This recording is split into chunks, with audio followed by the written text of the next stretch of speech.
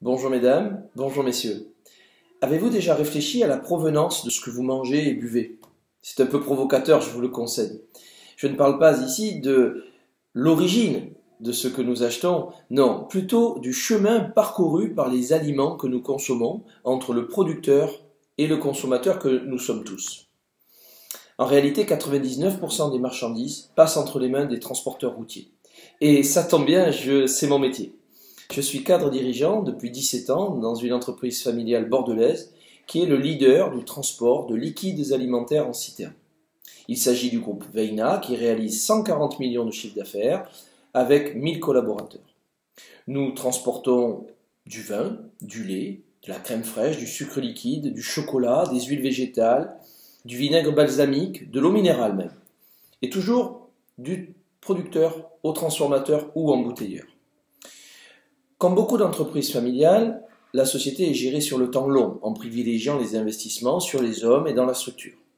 Il s'agit d'une gestion de bon père de famille, patrimoniale, qui garantit la stabilité. La preuve en est, l'entreprise existe depuis 1884.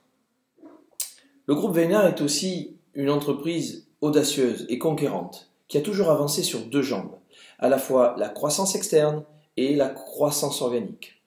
Chaque année, depuis plus de 40 ans, c'est 5 à 10% de croissance systématique. Vous comprenez donc que la croissance, c'est le moteur de l'entreprise, c'est le carburant de l'entreprise, si je puis dire.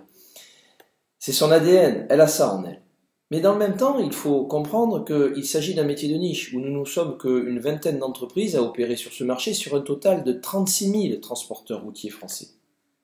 Veina représente déjà 40% du marché, et la somme de ces trois concurrents directs est également de 40%. Mon objectif à travers ce mémoire a bien été de déterminer les futurs relais de croissance dont l'entreprise aura besoin dans les mois à venir.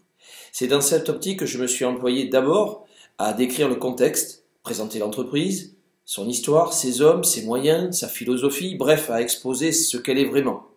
Ensuite, il s'est agi de poser un diagnostic sur les marchés historiques de l'entreprise afin de déterminer s'il reste ou pas des marges de progression possibles. Dans le même temps, j'ai réfléchi à des options complémentaires ou alternatives à ces marchés.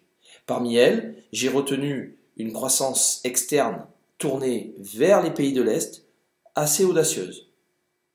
Finalement, j'ai donc procédé à un ciblage par critères afin de déterminer quel serait le meilleur pays d'accueil possible. J'ai complété l'étude par des préconisations tournées à la fois vers l'organisation interne de l'entreprise et vers les prérequis absolument nécessaires à la bonne réalisation de cette éventuelle acquisition. Voilà, j'espère que ce travail participera à faire évoluer l'image parfois caricaturale du transport routier, qui, ne l'oublions pas, reste la pierre angulaire de notre économie de marché. Je vous remercie.